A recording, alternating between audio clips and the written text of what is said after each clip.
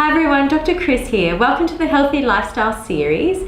As part of this year, I thought I'd run through a healthy lifestyle challenge. So each week, we'll be issuing a new challenge for you to get the most out of your health for 2019.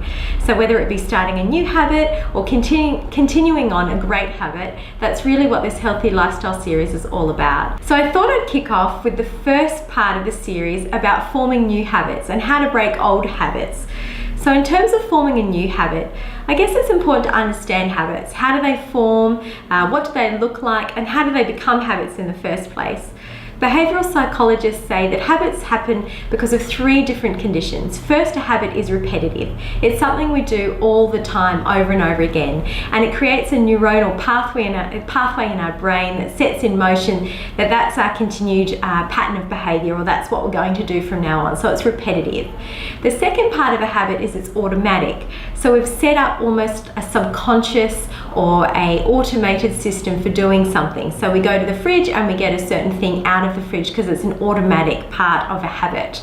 The third part is it's situational. So a habit has to be situational, meaning that we do that habit in a certain situation. We eat popcorn when we go to the movies. It's a habit.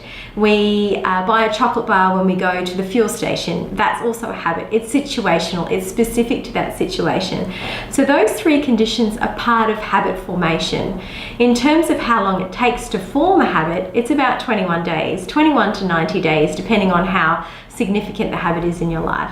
So it takes about 3 weeks of something being repetitive, automatic, and situational for it to be set in stone as part of your daily, weekly, monthly activity, whatever it might be. So in terms of breaking that habit then, how do you break that pattern of behavior? I've often heard that you can't completely break a habit, you have to replace it with something better or a different habit. So you can't completely discard a habit, whether it be eating chocolate after dinner and you want to break that, you have to replace it with something else, because your brain is used to doing that at that certain time in that automated fashion. So in terms of chocolate, you might say, I'll replace it with drinking a cup of chamomile tea, or replace it with a sugar-free alternative. And that would be replacing one habit for potentially a more beneficial habit.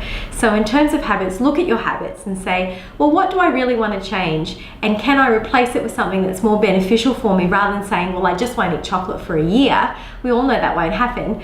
It takes immense willpower to do that. And a word on willpower, I mean, willpower will never sustain you. Life, as we know, is a marathon, it's not a sprint. We can keep positive things going for a short period of time, but unless they become a habit and we rely on habit formation to sustain us, we won't get there. So we can't rely on willpower and just grit to get us there. We have to create new habits. How do you do that? Well, once again, you create something that's repetitive, automatic, and situational. Replace it with something that's better, rather than thinking, I just won't do that particular type of activity. I'd also say keep yourself accountable. That's one of the great ways to try and form positive habits. Keep yourself accountable, either to yourself, to technology, or to someone else. That's generally the way we can reinstate a habit for 21 days until it becomes something we do automatically. If we sustain that for 90 days, it becomes a lifestyle change. It becomes something we do. And all of a sudden you look back over the years and you think, wow, that was originally quite hard for me to do. Now it's just part of my lifestyle. And people might say, wow, you drink so much water. I hate water. How do you do that? And you say, well, I've just always done that. You've reinstated, or you've instated a habit in your life. And so really about getting on top of your health and about forming those great habits in 2019 is about keeping something sustainable, repetitive, and automatic in your life until it becomes a lifestyle change. I hope that's been helpful, and I look forward to seeing you as more of these healthy lifestyle series.